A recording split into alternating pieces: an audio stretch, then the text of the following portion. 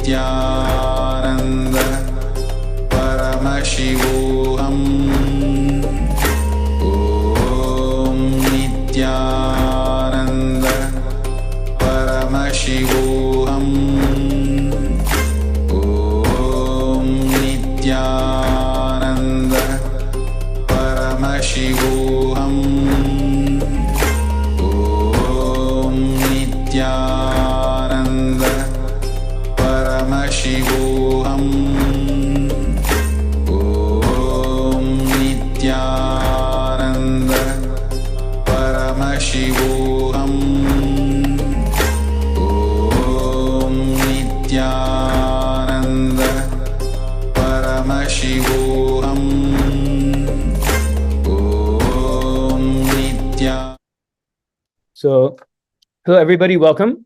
My name is Dr. Peter Bloomfield, and I'm the convener for this presentation.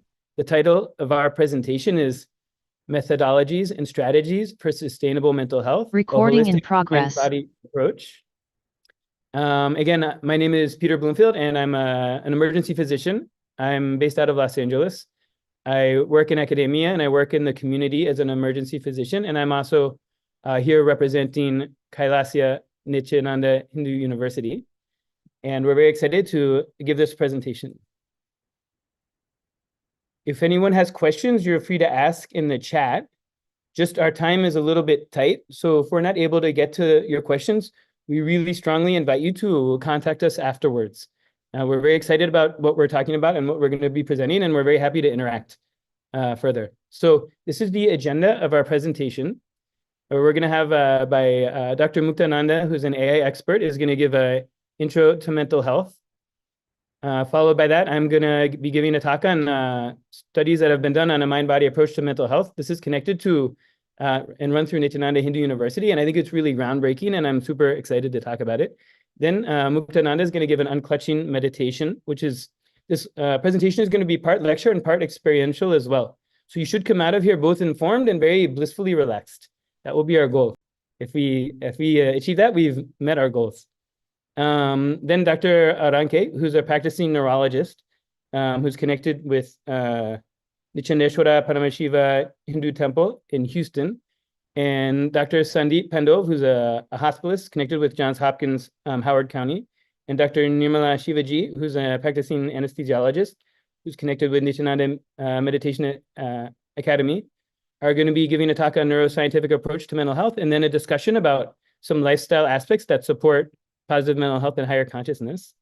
Then we're going to have another experience of pranayama, like a breathing exercise with Dr. Muktananda. And then he's going to give a lecture called Sustainable Mental Health and AI, talking about how, and then finally I'll give a conclusion and a call to action. And for everyone who is able to stay, we're going to have a kriya, which is a technique for stress reduction. That'll be really nice. So it should be a very enriching and enlightening experience for everyone. And we're very happy to have you here. Briefly, this Science Summit is geared at how we can bring new scientific innovations to help the UN achieve its sustainable development goals. We picked goal number 1, no poverty, number 3, good health and well-being, and number 16, peace, justice, and strong institutions, for organizing this and for having us here. Just a couple estimates, 2.5 to 5 trillion US dollars annual cost of mental health. That's looking at direct costs of clinical care and hospitalization, as well as indirect costs of lost work. And I'm going to posit that the cost of less than optimal mental health is so much higher in terms of lost potential. Mental health webpage. Essentially, mental health is a state of well-being where we are able to cope with life's daily challenges, have great relationships on a daily, regular basis, learn to work well, have a successful career.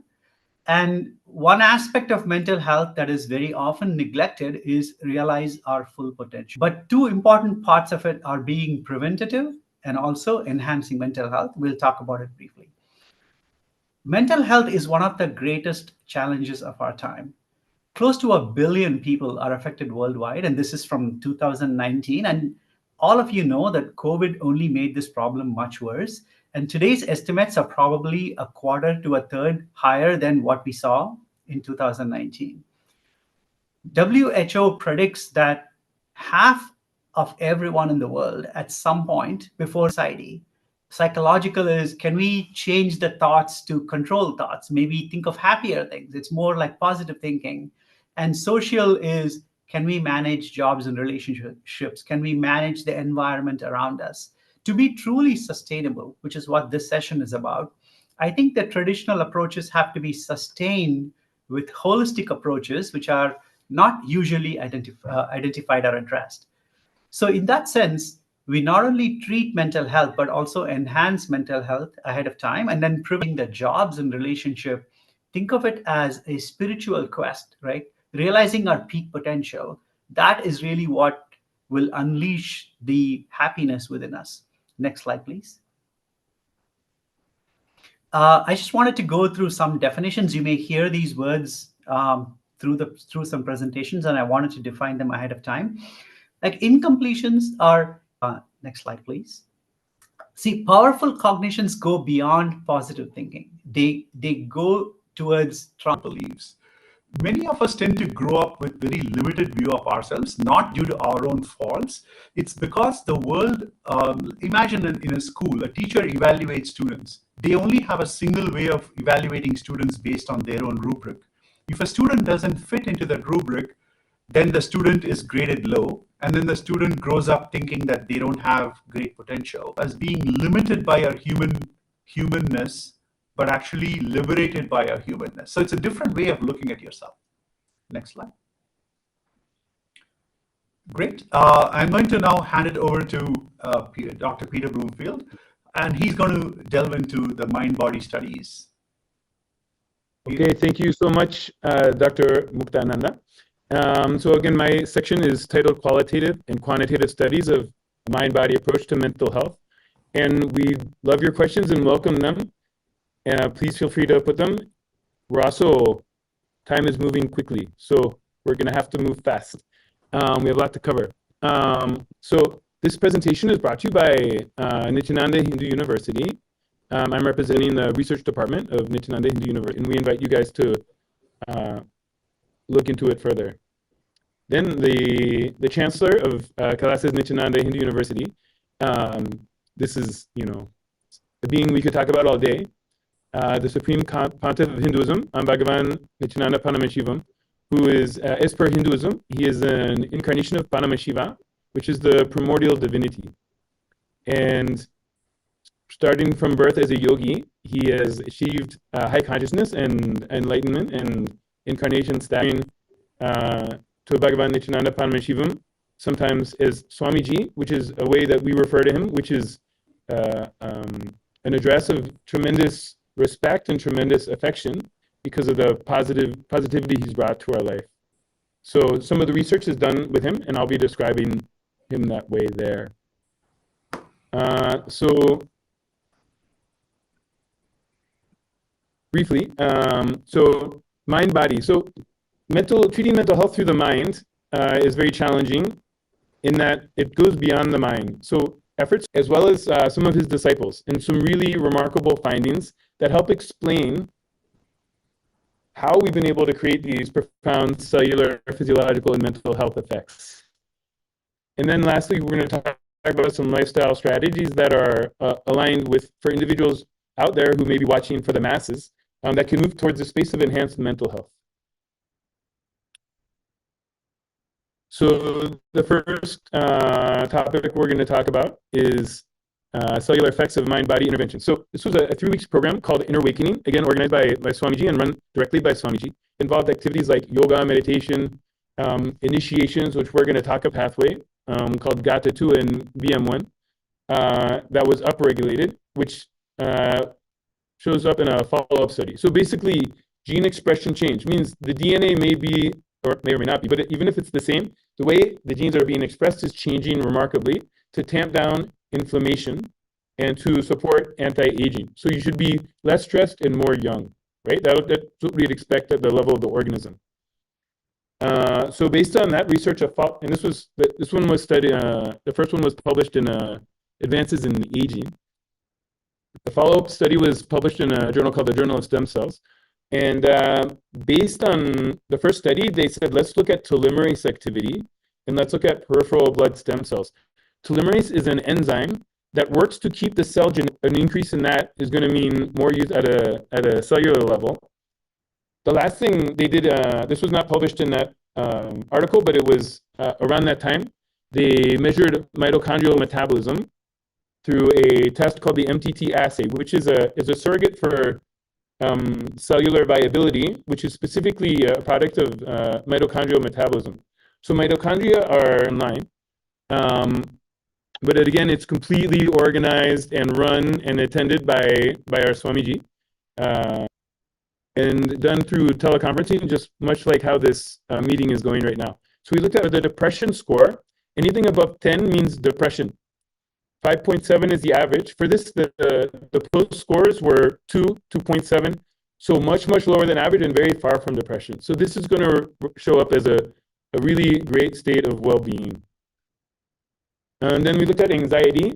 Above 8 is considered as an anxious person. The average in the US is around 6, so almost anxious. For the participants, it went basically from 4 to 2. So very, very far from anxious. Even before the program, people were better than the US average in terms of anxiety, which again may reflect their previous initiations and their connection with this enlightenment equally. And then went up to around 80 afterwards. So 80 is a huge sense of well-being, extremely high sense of well-being. Really, really profound. And you can see again, if you look at the line graph and the bar graphs, everything's just going up. So really a profound sense of well-being from participating in this program. And both statistically started off at 4.29 or 4.25, so almost at the level of a Zen meditator at the beginning. And again, this may reflect some people were already involved with this lifestyle, which supports a sense of mindfulness. But at the end, it went all the way up to 4.8, 4.65. So a huge jump. The paired analysis just missed statistical significance. The p-value is 0.51. The trend, I think, speaks for itself. But the unpaired analysis was statistically significant. So again, we see an increase in mindfulness. So then the question becomes, what are these programs? What is special about these programs that's bringing these really remarkable changes at the cellular level? Frontal lobes meet right at the area where the chakra of the third eye, as per Hindu structure, Hindu spiritual anatomy, right where that is, that area would light up in the brain when you would activate his third eye, which I think is really fascinating. And then on EEG, which measures brain activity, and then again, that a neuroscientist noted, this is a quote, Swamiji demonstrated a remarkable ability to shift between brain states during meditation, samadhi, which is like a superconscious state, it connected with the yogic tradition, and healing conditions. It said he is always in a permanent state of meditation. Then this is the one that I think is most fascinating. There's a Dr. William Collins. This was done in 2005 in St. Louis, and I'll explain why. But then the person he was healing, when he was doing direct one-on-one healing, they went into the same increased extreme gamma activity in the whole brain. Also, when he did just a general healing that wasn't specific to the person in the room, activity, they talked about the power of the gamma waves in the mind. They take a huge amount of metabolic activity, but both Swamiji and the person he healed were completely refreshed and energetic afterwards. And the doctor said, if I had done this, I'd be fatigued and sleeping by the time it's over. So for some reason, this intense metabolic activity of the brain did not cause fatigue. It caused rejuvenation. And then he said, the world is not going to believe this. This is extremely unusual. It seems as if his brain was changing with hundreds and thousands of nerves in the brain was being rewired. This would be, we'll go to alpha waves here. Alpha waves are the next state. They go from 8 to 12 hertz. This is if you're awake and alert and kind of receptive. Could be a listening state. Many of you guys are in alpha right now. If you close your eyes, you go into heavy alpha waves. And then beta waves would be if you're like taking a quiz, doing a task. If you're at work doing a task that requires your mental activity, it's 13 to 25 hertz. So in individuals who have a higher baseline, like very low levels I'm talking, that you need a QEEG to detect, they're not going to have dementia, Alzheimer's dementia. And even in animal models, they've showed if they can induce gamma waves, the plaques and tangles that you see at the cellular that I'm familiar outside of Swamiji and what I'm going to talk about, that we've seen sustained gamma, but it was in long-term meditators while they were deep in meditation. So what we've seen that's unique and different, and that I've not seen described anywhere else, it lines is 1 second. You can see the whole brain is in gamma. And this person can go on and off at will at any time. While they're talking, while they're doing anything, they can just do it at will. They describe intense bliss associated with that, intense oneness. I've also seen another disciple who can do slightly lesser, really excited about this. I think it has tremendous significance for humanity on many levels. And we're excited to research it further. So we'll be talking a little more at the end.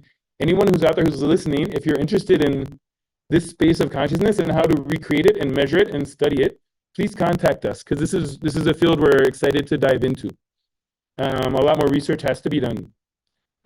Real quickly, some lifestyle things. I'm not going to go in detail because I'm over time already. But mind-body consciousness approaches can create this possibility of really powerfully enhanced mental health and intense states of bliss and higher consciousness.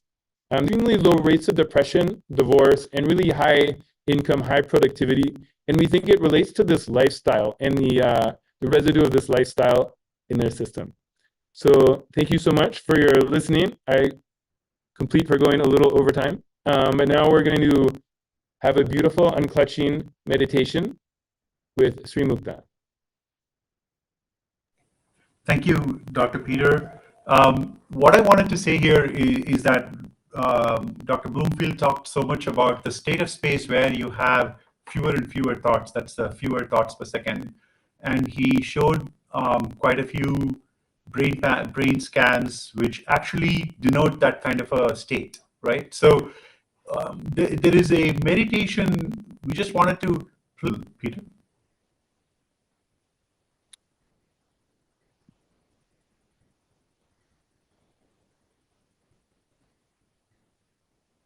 Sorry, let me get back there.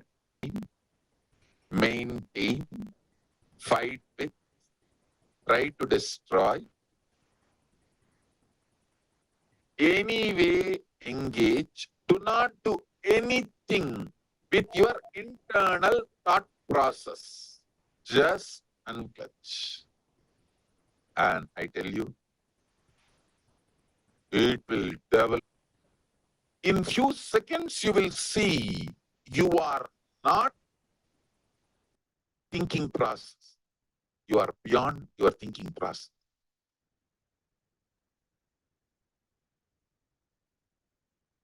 Pure.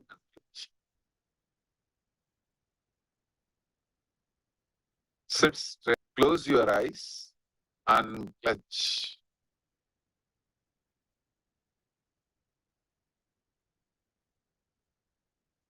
Decide to unclutch. Disengage, unclutch from all thought. When any thought arises, I just say unclutch, which means I disengage from associating with that thought. Typically, our thought currents are one follow the other. First, I think about my house. I'm thinking about my dog in my house, and then the food the dog didn't eat, and so on and so forth.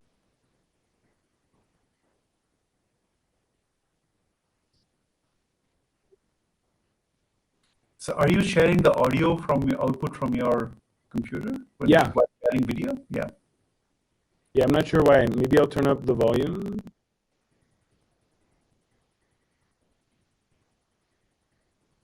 Are you able to hear it now? No.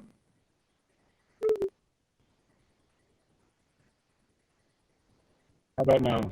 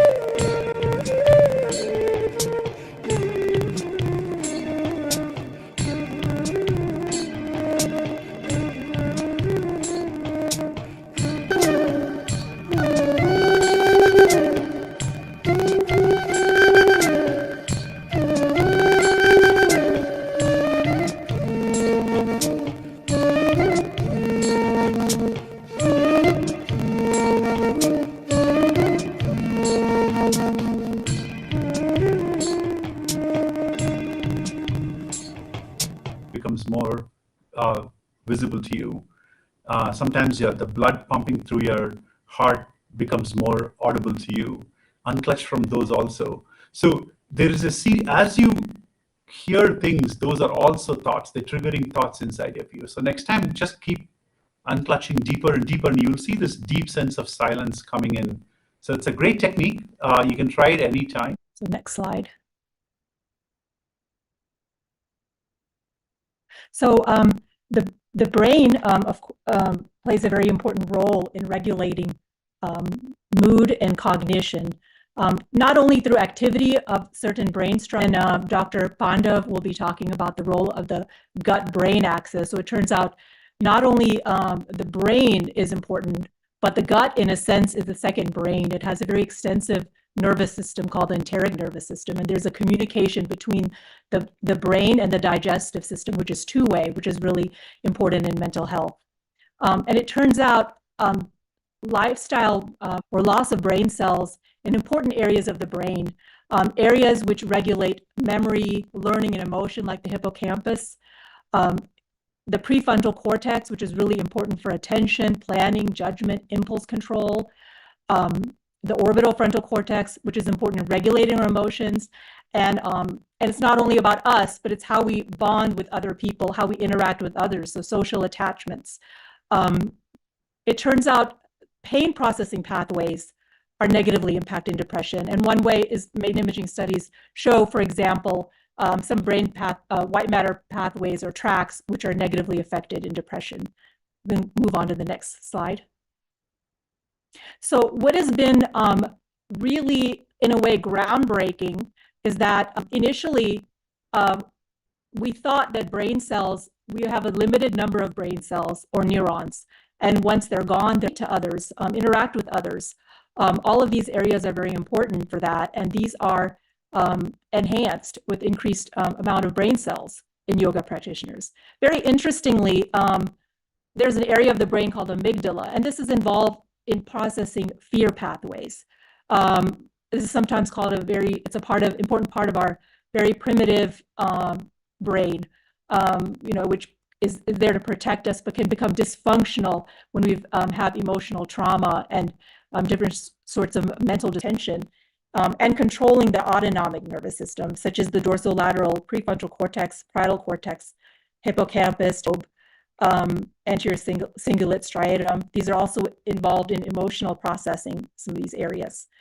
Very interesting decision-making, learning, memory, and also the ability to monitor ourself, to know what's happening within us and our environment, and as well as having self-awareness about fear and anxiety. Interestingly, I also wanted to mention that in yoga practitioners, they've looked at yoga practitioners over their lifespan, and they tend to have less of the natural loss of brain cells that happen to us as we age. So it's also protective of the loss of brain cells or neurons. So very important for as we age, it can have a very, and unfortunately what this does also is this leads to a cascade of other events in the body, including more inflammation, which ends up increasing risk for various health problems that we see today, such as high blood pressure, diabetes, heart disease. There was a very interesting study they took up people who were depressed and put them through a 12-week program of yoga. And they measured their amount of anxiety and depression before and after, and looked at a brain chemical called GABA, which is very important for regulating our mood and reducing anxiety. A healthy gut microbiome. So before we talk about that, we should know what gut-brain axis is. So basically the brain is connected to the gut by a vagus nerve, affects what happens in the brain. So the next question comes is, how can we impact the gut? This is neurochemicals like serotonin. So these send signal via the vagus nerve to the brain, so reducing the anxiety and depression. So this is one impact. And the second impact it does is that it improves the bowel movements. So basically what it does is since it is high in fiber, so people get relief from constipation and cortisol, metabolic pathways, and short chain fatty acids, reducing stress and anxiety. And last thing I already told, the whole food plant-based diet. The next slide. Well, you can go very quickly over this, Pandav. I believe we have a video and then a discussion, so you can go very quickly. Oh.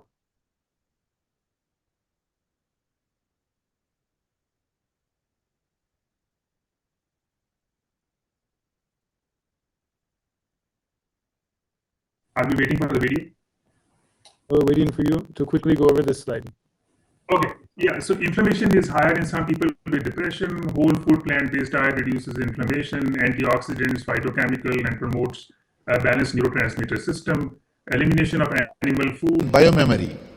So when the animals are killed, they leave a tremendous pain, suffering. They are not going to say, let the whole world be blissful and die. No. They leave so much of suffering and die that gets recorded in that muscle memory and biomemory.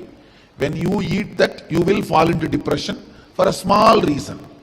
Your husband late from the office for 5 minutes is enough to make him as a late husband. Okay, now we'll have a very quick summary and very brief discussion about some of these lifestyle choices that support healthy gut biome and improve mental health. So in summary, we've seen that the brain physiology through functioning, structure, chemistry, and discuss how the Hindu lifestyle practices that Swamiji is promoting have made an impact in our mental well-being. And so maybe if we'd like to go ahead and start, maybe Dr. Pandav can talk about what is Nirahar Samyama and how his experience that he's... You feel much lighter, your energy level goes through the roof, and the last, your meditation deepens like amazingly to a deep level, in the sense that you're not doing meditation, it is kind of happening to you. So it's a different state to be in, and I found this to be amazingly powerful technique. I think Dr. Shanti, you may have also gone through this, and you can add further.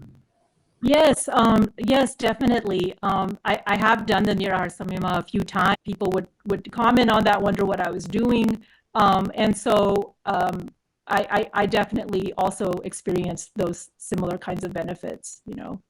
When I was doing it, I felt like saying, darn it, I should have done it earlier. You know? Yes, very much. So I wished I had, I really didn't know about it. And after that, I did 2 times of Nirahara. Even with the first time, it disappeared. I thought this is, it's being a doctor and being an anesthesiologist using all the time anti.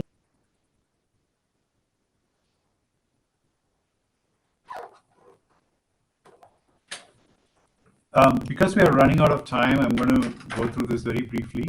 But what Dr. Aranke and others like Dr. Pandav, all of them discussed, is that it's a simple change in lifestyle can lead to an amazing improvement in mental health, in physical and mental health. And part of changing lifestyle is not only practicing yoga, and unfortunately, we're not going to be practicing any of the yoga asanas today because it's difficult to demonstrate in this particular venue. But we can try a couple of pranayama techniques that can work for you. And these are simple techniques that can cool us down, make us reduce the anxiety, de-stress us. And so I'm going to teach you a couple of pranayama techniques which will be actually useful later when we go further in this program. Exhale through your nose. You will see that instantly you will feel that the feeling of coolness in your chest. It really cools you down to the point you'll actually feel your body temperature go down by a couple of degrees.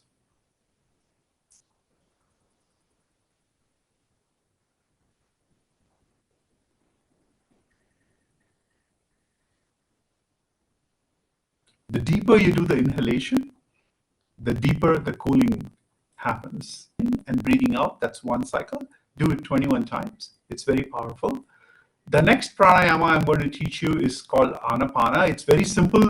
It's breathing in through one nostril and breathing out through the other nostril. So you start off by holding your thumb, pressing your right nostril with your thumb, and then breathing in through only your left nostril.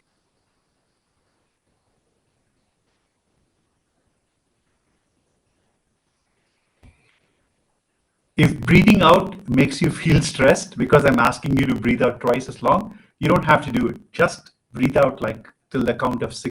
Right now, I'm going to only teach you the humming part. Just close your eyes, take a deep breath, and then hum deeply and intensely without stopping. Like as long as possible, just hum. And then when your humming stops, take a quick breath, let the natural breath happen, and then start the humming again. So for example, it sounds like this.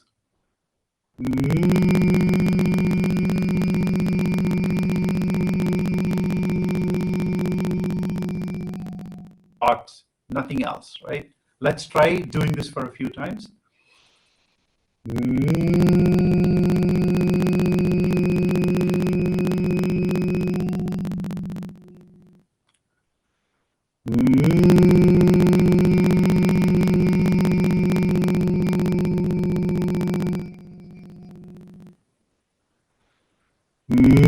For a while.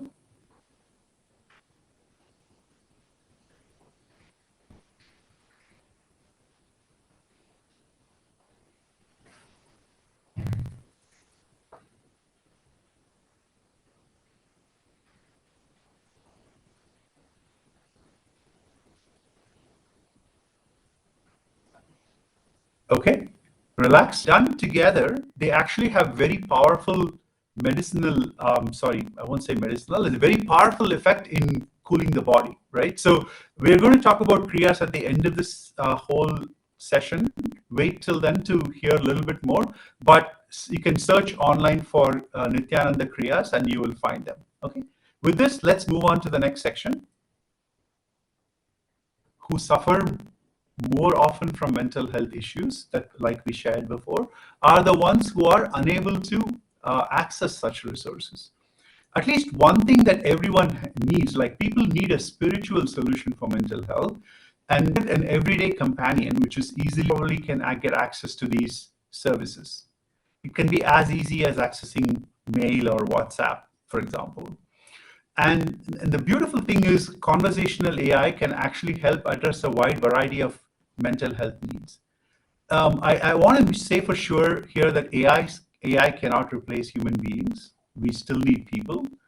And we need AI to address a few challenges, like address privacy, make trust and safety front and center. These are challenges that we are, or the science of happiness, as taught by Hinduism. So this Nityananda.ai has the entire access to his teachings and the science of happiness and the science of enlightenment as taught by Hinduism. And it can answer questions from that perspective. So with that, let me show you a screenshot. I didn't have time to go through extensive demo because it can take time. But here I'm going to show you a demo. This is like a video that I captured on my real demo I captured. Teaching is about making sure others are in this state of enlightenment along with you. And completion is what I defined for, right? So it uses these principles to help walk through someone who thinks they are a bad mother because they're not, their sister to spend time with me, I feel disappointed, and she wants to do things that are different from me. What do I do? So this now addresses how to think about in a self-reflective way, how to introspect into the source of where this challenge comes from. Why do you feel unimportant? Why do you think your sister should do what you want to do, right? And encourages open communication, understanding that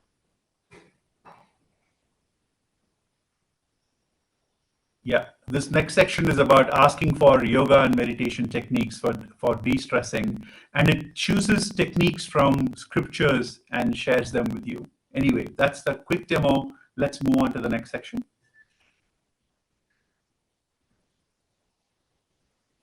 Okay, now I hand it over to Dr. 22, the incidence of mental illness among women is increasing. It's pretty alarming. Mental health issues can affect anyone, but causes to women are very unique. Hormonal changes during menstruation, pregnancy, postpartum, and menopause can significantly affect mood and mental health. Reproductive health issues like polycystic ovary, endometriosis, infertility can lead stress, anxiety, and depression.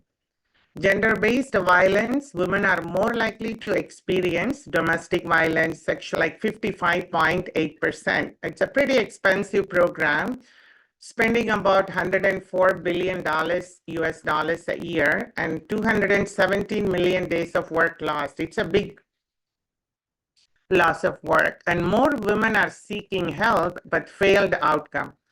The treatment methods are making people dependent on medication, and more medication, it becomes medication, but the end results are not permanent cure, and it doesn't address the mental disorders, and usually it's only the symptom relief. The $1 trillion brain drain, that's not sufficiently addressing the mental disorders. And other treatments like brain stimulation can be used in special situations, proven results by empowering women.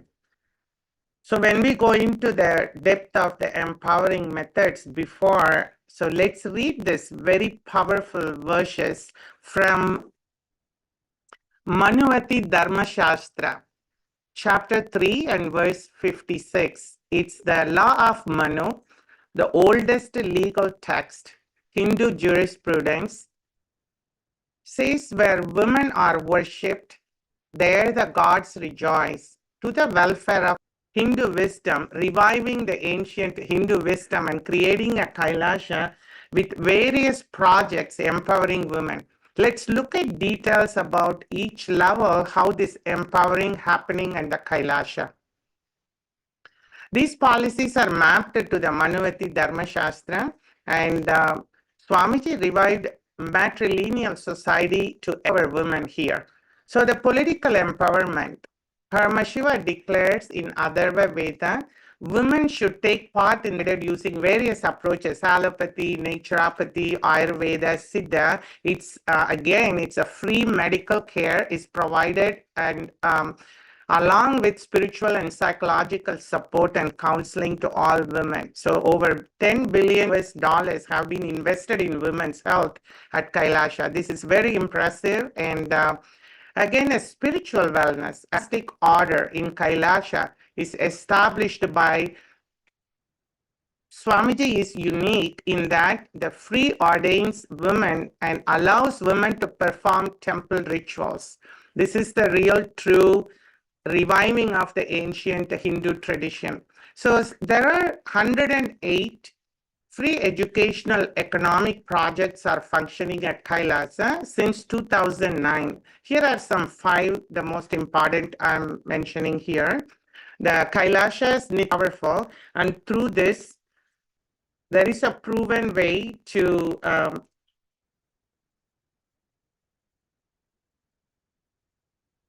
holistic approach and a proven way to for women to have a mental health.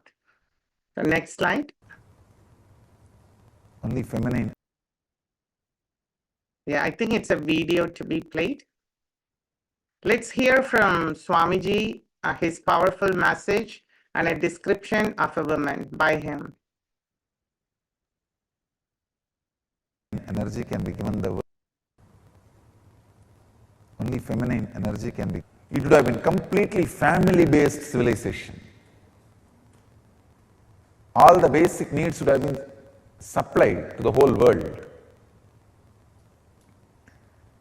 Only the feminine energy need to be awakened.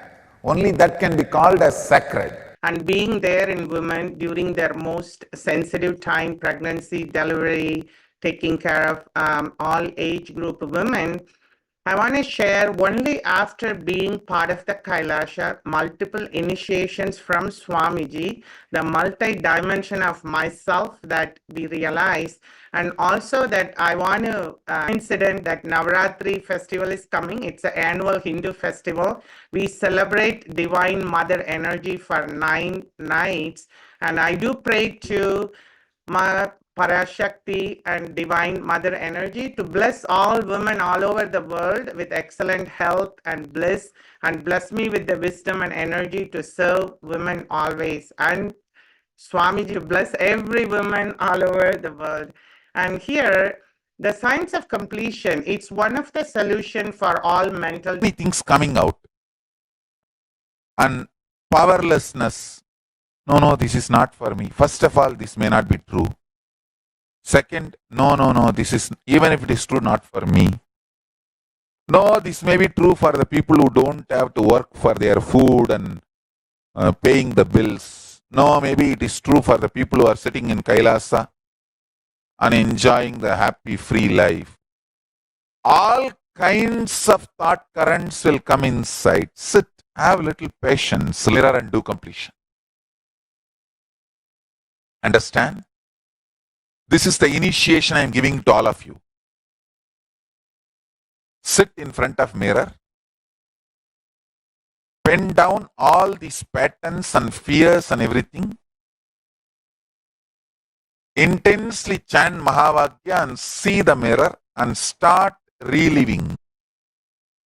Chanting Mahavagya. And remember this powerful cognition, today's cognition.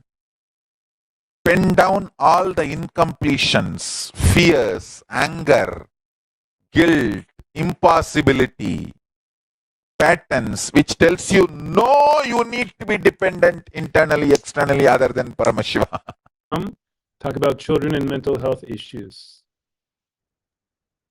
Hello everyone, I'm Dr. Sailesh Patel. I'm a psychiatrist practicing in California.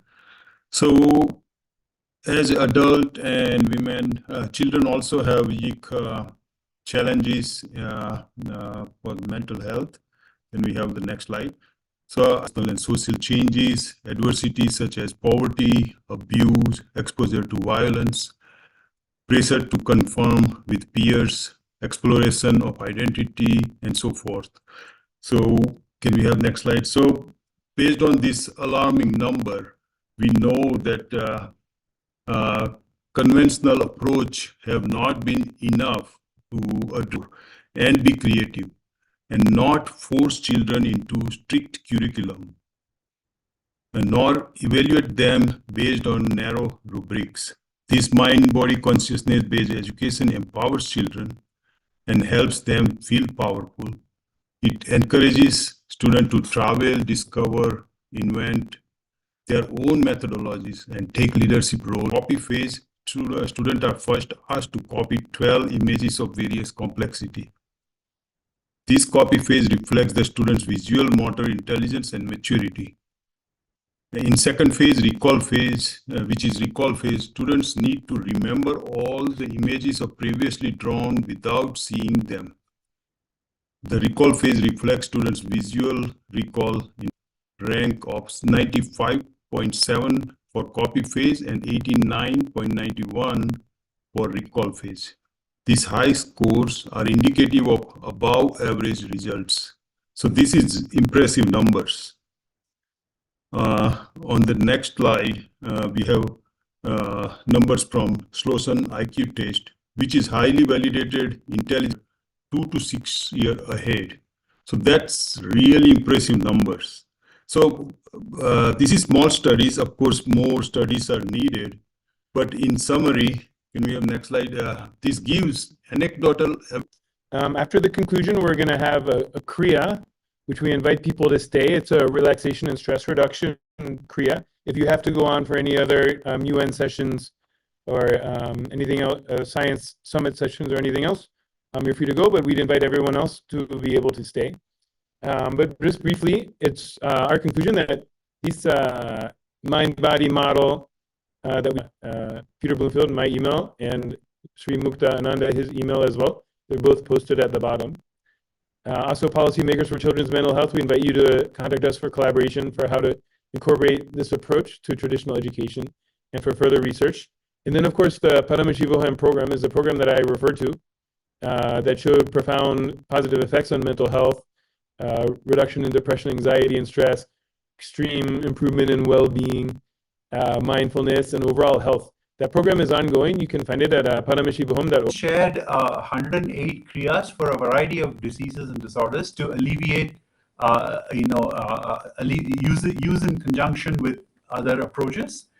And this video will introduce the kriyas and what do they mean and why they are so powerful. And after that, I'll walk you through a very nerve circuit, the nervous system; prana circuit, the respiratory system; digestive circuit, excretory circuit, reproductive circuit; and energy circuit. Of these circuits, the energy circuit is governed, reaches the different parts of the body through the 72,000 nadis or energy channels. Let's say, for instance, there is a block somewhere in the circuit of pipelines. Then what happens? There is no flow of water. Then you identify and correct the block. Even if the blockage is removed, water has to be pumped in Kundalini energy, just as the water gets pumped in to the pipeline once the block is removed. When the energy flow is re-established, energy starts flowing and the disease is healed. Now, on which kriya works? Kriyas are pranayamas and kumbhakas, wherein they are more effective and the individual asana the energy imbalance, and which results in healing diseases. Kriyas help to heal the body, experience extraordinary powers, and to have spiritual experience in the body. And discoveries of modern day gymming and weightlifting. So all these 7 put together, I work on your body and mind, creating yogic body and Vedic mind. Power, stamina, flexibility, physique, energy. All the 5 put together is yogic body. I am using all the 7 ingredients to create yogic body for you.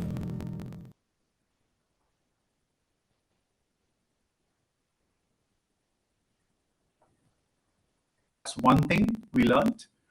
We're going to do that first. Then the second step is you sit in a special posture. Do we have the picture of that posture? There is a posture. I shared a picture yesterday. Do we have that in the slide? This is the last slide, Mukta. Okay.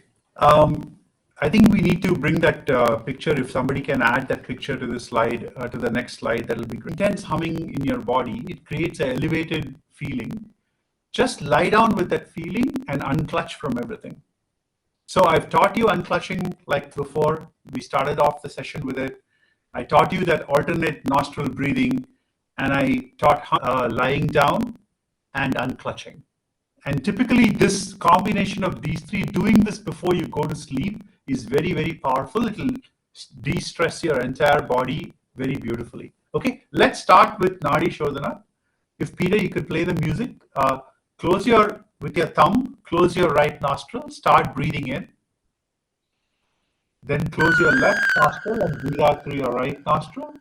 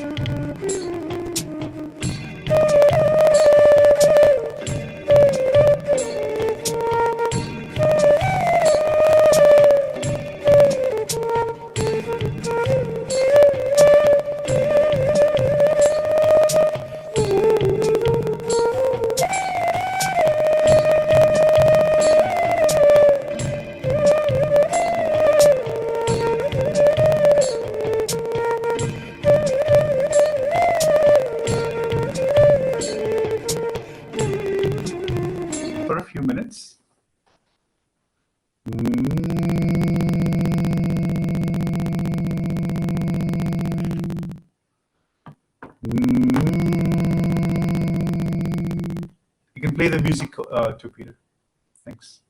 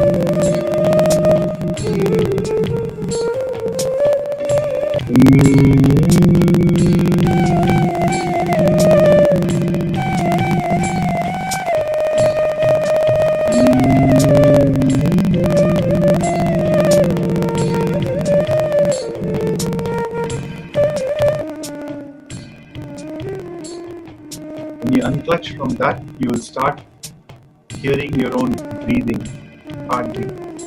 Unclutch from that also. Fall into a deep silence.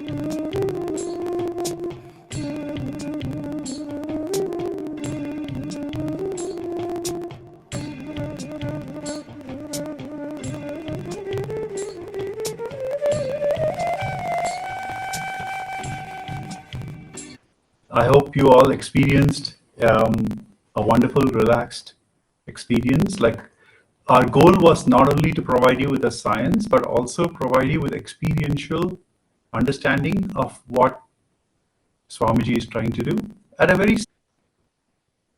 Yes, thank you so much, Mukta, for your beautiful job, and thank you to everyone who made it this long. We really appreciate you coming.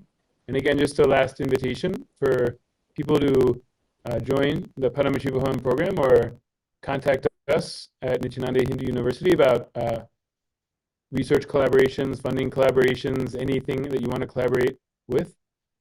And we really believe that this